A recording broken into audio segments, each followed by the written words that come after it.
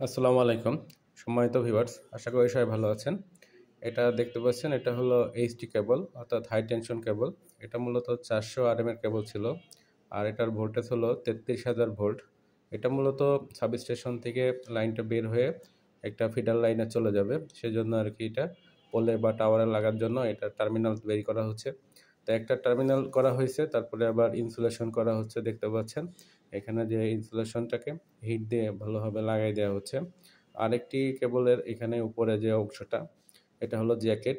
Jacket অংশটা কাটা হচ্ছে, কিছু অংশ জ্যাকেট কাটা হয়ে গেছে, আরেকটা অংশ জ্যাকেটে যে দেখছেন যে কাটতেছে।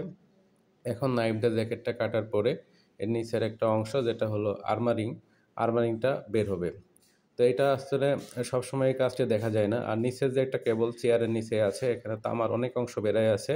এই তামার মেটাল অংশটাকে মূলত আর্থিং করতে হয়। যেমন এই লালটা যেটা ইনসুলেশন লাগাচ্ছে, তারও নিচেই কিন্তু তামার অংশটা আছে, এখানে এইচটি কেবলে আর্থিং করে।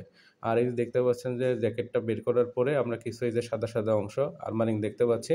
এখন এই যে নাইফটা দিয়ে এই ইনসুলেশনটাকে কাটা হবে।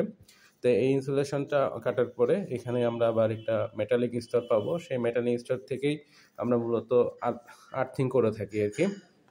আর এখানে যে কেবল লাক্সগুলো বসানো আছে, এই কেবল লাক্সগুলো কেবলের সাইজ অনুযায়ী হয়।